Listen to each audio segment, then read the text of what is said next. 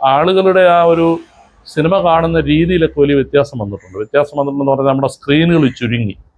ഇന്നിപ്പോൾ മൊബൈലിലേക്ക് വരെ ആയിട്ടുണ്ട് നമ്മുടെ സിനിമ സ്ക്രീൻ എന്ന് പറയുന്നത്. മുമ്പ് അങ്ങനെയല്ലായിരുന്നു.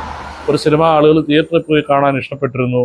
അത് തിയേറ്റർ ഇല്ല എങ്കിൽ പിന്നീട് ടി വിയിൽ കാണുന്ന ഒരു രീതിയിൽ ആയിരുന്നു. പക്ഷെ ഇപ്പോൾ അതൊക്കെ മാറിയിട്ട് ഫോൺ എന്ന് പറയുന്ന ഉപകരണത്തിലേക്ക് സിനിമ ചുരുങ്ങി. സുഹൃത്തുക്കളെ, മറ്റൊരു വീഡിയോയിലേക്ക് എല്ലാവർക്കും സ്വാഗതം. ഓൾഡ് ഈസ് ഗോൾഡ് എന്നാണ് പറയുന്നത്. ഞാനിപ്പോൾ നിൽക്കുന്നത് ഒരു CD കടയിലാണ്. ഇപ്പോൾ നമ്മുടെ നാട്ടിലൊന്നും കാണാൻ ഇല്ലാത്ത ഒരു കടയാണ് CD കട. ഓർമ്മയിൽ നിന്നും ജയൻ എന്ന് പറയുന്ന ഇതിനകത്ത് മൊത്തം സോങ്ങുകളാണ്. അതുപോലെ തന്നെ DVD വീഡിയോ എല്ലാം ഉണ്ട് കേട്ടോ.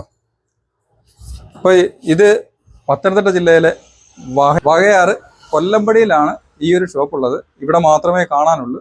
നമ്മൾ ഒരു സമയത്ത് തരംഗമായിരുന്നു ഈ CD കടകളൊക്കെ. അത് നമുക്കറിയാം. ഇപ്പോൾ അത് പെൻഡ്രൈവിലേക്കും ഒക്കെ വഴിമാറി സോഷ്യൽ മീഡിയയിലൊക്കെ ഒരുപാട് നമുക്ക് പാട്ടുകൾ കിട്ടും, യൂട്യൂബിലൊക്കെ പാട്ടുകൾ കിട്ടും. പക്ഷേ ഇതുപോലുള്ള നല്ല ആസ്വാദകരമായിട്ടുള്ള പഴയകാല പാട്ടുകളെല്ലാം നിങ്ങൾക്ക് കിട്ടണമെന്നുണ്ടെങ്കിൽ, അതുപോലെ പഴയകാല CD കൾ കിട്ടണമെന്നുണ്ടെങ്കിലും ഈ ഒരു കടയുമായി സമീപിക്കുക. എൻ്റെ പേര് മനു ഭാസ്കർ. അപ്പോൾ ഞാനാണ് ഈ സ്ഥാപനത്തിൻ്റെ ഉടമസ്ഥനെ. ഇത് തുടങ്ങിയത് 1996 തുടങ്ങുന്നത്. 96 തുടങ്ങാനുണ്ടായ ഒരു സാഹചര്യം എന്ന് പറഞ്ഞാൽ അന്ന് ഇതുപോലുള്ള ഇൻ്റർനെറ്റോ മറ്റു സൗകര്യങ്ങളോ ഒന്നുമില്ല. സാധാരണ ആളുകൾ പാട്ട് കേൾക്കാനായിട്ട് ടേപ്പ് റെക്കോർഡറിനെ ഡിപ്പെൻഡ് ചെയ്തിരുന്ന ഒരു കാലഘട്ടമാണ്. അതിന് തൊട്ട് മുമ്പ് ഗ്രാമഫോൺ റെക്കോർഡുകളായിരുന്നു.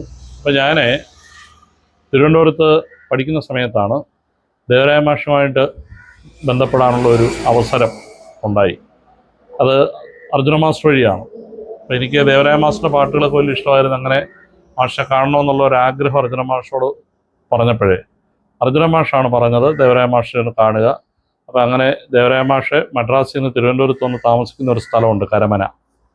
അപ്പോൾ ഞാൻ മാഷിനെ കാണാനായിട്ട് ആ വീട്ടിൽ പോവുകയാണ്. എനിക്ക് തോന്നുന്നു 94 സമയത്താണ്. അപ്പോൾ അങ്ങനെ മാഷിനെ കാണാനായിട്ട് അവിടെ ചെല്ലുമ്പോഴേ കുറച്ചൊരു പേടിച്ചിട്ടാണ് പോകുന്നത്. കാരണം സാധാരണ മാഷിൻ്റെ പ്രതികരണം എങ്ങനെയാണെന്ന് നമുക്കറിയില്ലല്ലോ. പക്ഷെ എന്തായാലും അർജുന മാഷിൻ്റെ കത്തുമായിട്ടാണ് പോകുന്നത്. അപ്പോൾ അർജുന മാഷിൻ്റെ കത്ത് കൊടുത്ത് അർജുന മാഷ് പറഞ്ഞിട്ടാണ് വന്നതെന്ന് പറഞ്ഞുകൊണ്ടായിരിക്കും മാഷ് വളരെ കാര്യമായിട്ടാണ് സംസാരിച്ചത്. അപ്പോൾ കാര്യങ്ങളൊക്കെ സംസാരിച്ച് കഴിഞ്ഞപ്പോൾ മാഷിക്കൊരു പുസ്തകം വന്നു, മലയാള സംഗീതം 50 വർഷം എന്ന് പറഞ്ഞിട്ട് പുസ്തകമൊക്കെ തന്നിട്ട് ഞാൻ ഈ കാര്യങ്ങളൊക്കെ മാഷിനോട് പറഞ്ഞു. പാട്ടുകളുടെയൊക്കെ കളക്ഷൻ, ഒരുപാട് കളക്ഷൻ ഉണ്ടായിരുന്നു എൻ്റെ കയ്യിൽ. ഞാൻ വളരെ അധികം യാത്രകൾ ചെയ്തിട്ടൊക്കെയാണ് കാസറ്റുകൾ കളക്ട് ചെയ്തത്. അതുപോലെ തന്നെ ഗ്രാമഫോൺ റെക്കോർഡുകൾ ഒക്കെ കളക്ട് ചെയ്ത് കഴിഞ്ഞപ്പോൾ മാഷ് വലിയ താല്പര്യമായി. കാരണം ഈ പാട്ടുകൾ പലതും അവൈലബിൾ അല്ലാത്തൊരു കാലഘട്ടമായിരുന്നു ആ സമയം. പക്ഷെ ഇപ്പോൾ കുറേയൊക്കെ പാട്ടുകളൊക്കെ കിട്ടുന്നുണ്ട്, നെറ്റ് വഴിയൊക്കെ ഉണ്ട്. പക്ഷേ അന്നിങ്ങനെ പാട്ടുകളൊന്നും അവൈലബിൾ അല്ലായിരുന്നു. അപ്പോൾ മാഷ് പറഞ്ഞത് നീയെ കൈ വെച്ചിട്ട് കാര്യമില്ല, ഇത് മറ്റുള്ളവർക്ക് കേൾക്കാനുള്ള ഒരു സൗകര്യം കൂടെ ഉണ്ടാകണമെന്ന് പറഞ്ഞതിൻ്റെ അടിസ്ഥാനത്തിലാണ് ഞാൻ ഇങ്ങനൊരു സ്ഥാപനം തുടങ്ങുന്നതിനെക്കുറിച്ച് ചിന്തിക്കുന്നത്. അല്ലാതെ ഒരു പൂർണ്ണമായിട്ടൊരു ബിസിനസ് പർപ്പസ് എന്നുള്ള രീതിയിലല്ല തുടങ്ങുന്നത്. അങ്ങനെ 96 ഞാൻ ഈ സ്ഥാപനം ഇവിടെ തുടങ്ങുകയാണ്. അപ്പോൾ എന്തായാലും 96 തുടങ്ങി 2 വർഷം കഴിഞ്ഞപ്പോൾ 98 ആയപ്പോഴേക്ക് വീഡിയോ കാസറ്റുകളുടെ ഒരു വലിയൊരു വീഡിയോ ഷോപ്പ് കൂടെ ഇതിന് അനുബന്ധിച്ച് ഉള്ള റൂമിൽ ഒരു വീഡിയോ ഷോപ്പ് കൂടെ സ്റ്റാർട്ട് ചെയ്തു. അപ്പോൾ എല്ലാ സിനിമകളും, പഴയ കാലത്തെ മലയാള സിനിമകളും കിട്ടാത്ത, അവൈലബിൾ അല്ലാത്ത പല സാധനങ്ങളും തേടിപ്പിടിച്ച്, അതുപോലെ തന്നെ കിട്ടാത്ത, മാർക്കറ്റിൽ അവൈലബിൾ അല്ലാത്തത് പിന്നെ ചാനലിൽ വരുന്ന സിനിമകൾ കോപ്പി ചെയ്ത്, അപ്പോൾ അങ്ങനെയൊക്കെ ഒരു വലിയൊരു വീഡിയോ ലൈബ്രറി ഉണ്ടായിരുന്നു. പിന്നീട് അതുപോലെ തന്നെ കേരളത്തിൽ CD ലോഞ്ച് ചെയ്യുന്ന സമയത്ത് ആദ്യമായിട്ട് തുടങ്ങിയ CD ചുരുക്കം ഷോപ്പുകളിൽ ഒരെണ്ണമാണിത്. അപ്പോൾ അന്ന് CD എനിക്ക് തോന്നുന്നത് 99 അവസാന സമയത്താണ്, 99-ലാണ് CD തുറന്നത്. അവസാനമല്ല, 99-ലാണ്, ജനുവരിയിലാണ്, ഡിസംബർ അവസാനം എന്നുള്ള കാര്യങ്ങൾ തുടങ്ങി. 98-ലാണ് CD സ്റ്റാർട്ട് ചെയ്യുന്നത്. അപ്പോൾ എന്തായാലും അന്ന് ലൈബ്രറി ഉണ്ടായിരുന്നു, ധാരാളമായിട്ട് സാധനങ്ങൾ റെൻറ്റ് പോകുന്നുണ്ടായിരുന്നു. പിന്നെ വീഡിയോ കാസറ്റ്, പിന്നീട് കുറേ കഴിയുമ്പോൾ കാസറ്റുകൾ മാറിയിട്ട് CD വരുന്നു, CD-യിൽ നിന്ന് പിന്നെ DVD-യിലെത്തുന്നു, ഇപ്പം പെൻഡ്രൈവിലേക്ക് എത്തി നിൽക്കുകയാണ്. എന്നിരുന്നാലും ഇവിടെ ഏതാണ്ട് മലയാളത്തിലെ തന്നെ ഇറങ്ങിയിട്ടുള്ള ഏതാണ്ട് 6000-ഓളം സിനിമകളുടെ കളക്ഷൻ ഉണ്ട്.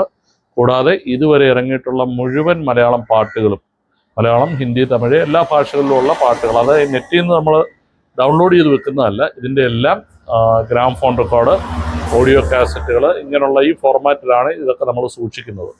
പിന്നെ ഇത് കൂടാതെ തന്നെ സിനിമയുടെ വളരെ വിപുലമായിട്ടുള്ള ഒരു ആർക്കൈവ്സ്, ഒരു മ്യൂസിയം. കാരണം ഫിലിം ഫീൽഡിൽ നിന്നുള്ളവർ, അതുപോലെ തന്നെ ചാനലുകൾ ഒക്കെ പല കാര്യങ്ങൾക്കും ഡിപ്പെൻഡ് ചെയ്യാറുള്ള ഒരു സ്ഥാപനമാണ്. കാരണം ഒരുപാട് സിനിമാ സംബന്ധമായ രേഖകൾ, 56 കാലഘട്ടത്തിലേക്ക് സിനിമയുടെ നോട്ടീസുകൾ, പോസ്റ്ററുകൾ, പാട്ടുപുസ്തകങ്ങൾ, അതുപോലെ തന്നെ വിവിധ ചലച്ചിത്ര പ്രസിദ്ധീകരണങ്ങൾ, അങ്ങനെ നിരവധിയായിട്ടുള്ള സിനിമയുമായി ബന്ധപ്പെട്ടിട്ടുള്ള A to Z ബിറ്റ്, അതുപോലെ സിനിമകളുടെ ഷീൽഡ് എന്ന് പറയുന്നത് സൂപ്പർ ഹിറ്റാകുന്ന സിനിമകൾക്ക് അതിൻ്റെ ടെക്നീഷ്യൻസും അണിയറ പ്രവർത്തകർക്കും കൊടുക്കുന്ന ഒരു ഉപഹാരമാണ് ഷീൽഡുകൾ എന്ന് പറയുന്നത്. അപ്പോൾ ഷീൽഡുകളിൽ തന്നെ 62 കാലഘട്ടത്തിലെ 63 കാലഘട്ടത്തിൽ വന്ന ഉണ്ണിയാർച്ച എന്ന് പറയുന്ന സിനിമയുടെ ഷീൽഡാണ് ഏറ്റവും പഴയത്. അതുതൊട്ട് ഇങ്ങോട്ടുള്ള സിനിമകളുടെ ഉണ്ട്. പിന്നെ ഞാൻ ഒരു 10-18 സിനിമകളുടെ സ്ക്രിപ്റ്റ് അസിസ്റ്റൻ്റായിട്ടും അസിസ്റ്റൻ്റ് ഡയറക്ടറായിട്ടും ഒക്കെ വർക്ക് ചെയ്തിട്ടുണ്ട്.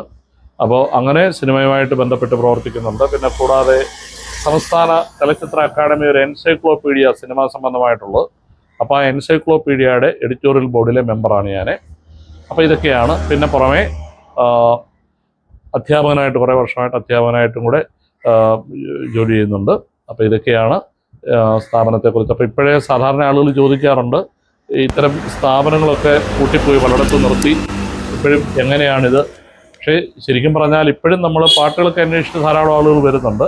എന്നിരുന്നാലും മുമ്പിലത്തെ പോലെ തന്നെ ഇത് മുന്നോട്ട് നടത്തിക്കൊണ്ട് പോകാമെന്ന് വെച്ചാൽ സ്റ്റാഫിനെയൊക്കെ വെച്ചിട്ട് നമ്മൾ നടത്തുക എന്ന് പറഞ്ഞാൽ കുറച്ച് ബുദ്ധിമുട്ടാണ് പഴയതുപോലുള്ള. കാരണം ആളുകളുടെ ആ ഒരു സിനിമ കാണുന്ന രീതിയിലൊക്കെ വലിയ വ്യത്യാസം വന്നിട്ടുണ്ടെന്ന് പറഞ്ഞാൽ നമ്മുടെ സ്ക്രീനുകൾ ചുരുങ്ങി.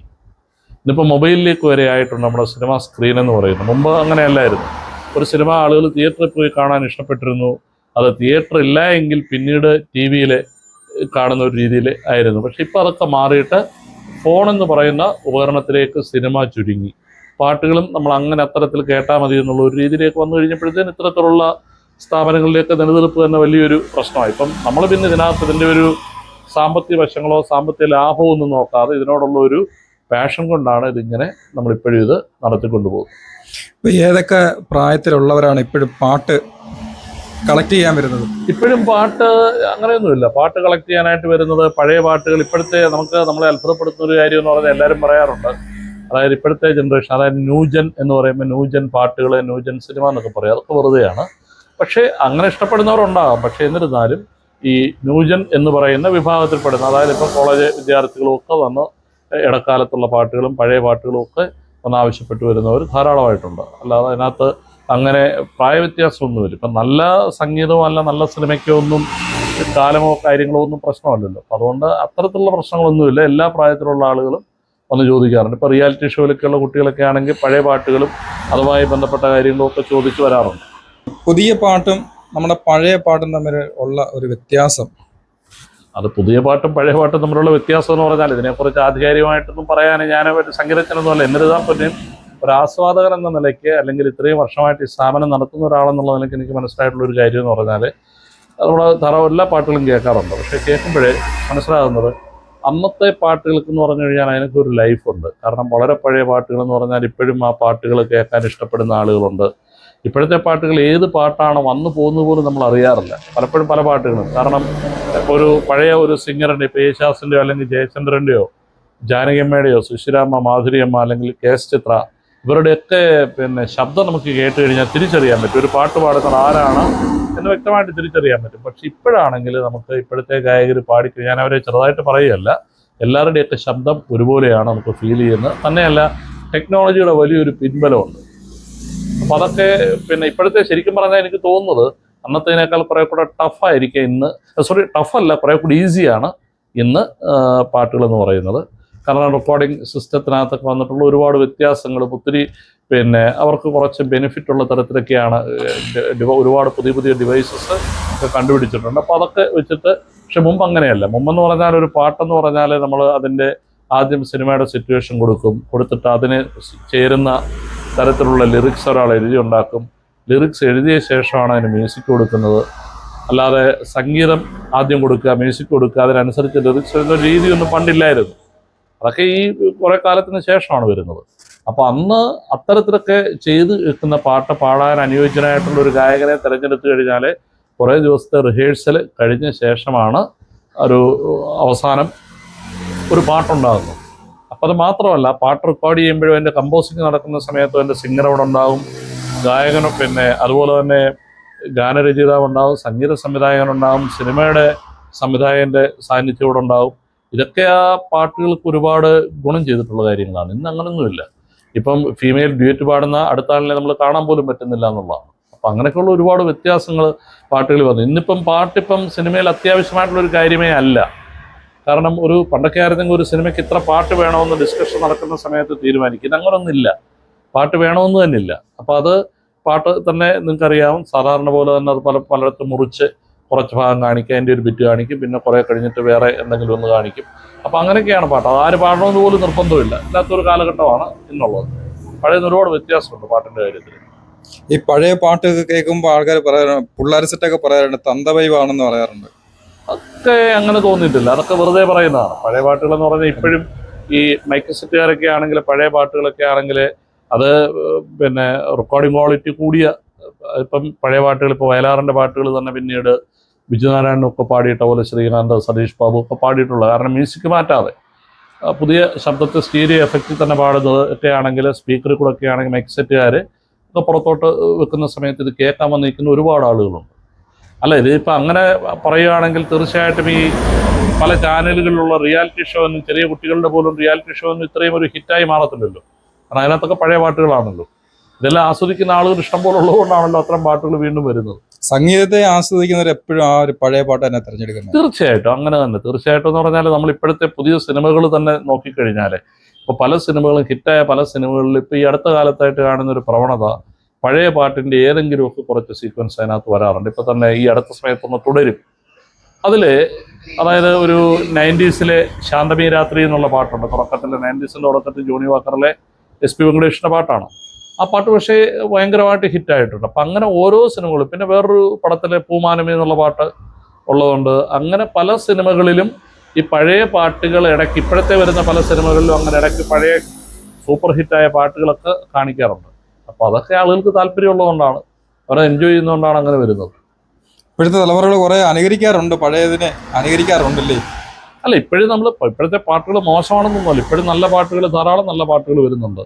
ഇപ്പോൾ ഈ അടുത്ത സമയത്ത് വന്ന പാവ എന്ന് പറയുന്ന സിനിമയിൽ ജയചന്ദ്രൻ്റെ പാട്ട്, പൊടിമീശ മുളയ്ക്കണ പ്രായം, അല്ലെങ്കിൽ 1983 പിന്നെ ജയചന്ദ്രൻ്റെ തന്നെ വളരെ ഹിറ്റായിട്ടുള്ള ഓലഞ്ഞാലിക്കുരുവി, അതുപോലെ പുലിമുരുകനിലെ പിന്നെ യേശുദാസ് പാടിയിട്ടുള്ള കാടറിയും, പിന്നെ അങ്ങനെയൊക്കെയുള്ള പാട്ടുകളൊക്കെ നല്ല ഒരുപാട് പാട്ടുകൾ വരുന്നുണ്ട്, ഇല്ലെന്ന് പറയുന്നില്ല. നല്ല പാട്ടുകൾ ഇപ്പോഴും വരാറുണ്ട്, പക്ഷേ വളരെ അപൂർവമായിട്ട് മാത്രമേ അത്തരത്തിലുള്ള പാട്ടുകൾ ഉണ്ടാകുന്നു എന്നുള്ളതാണ്.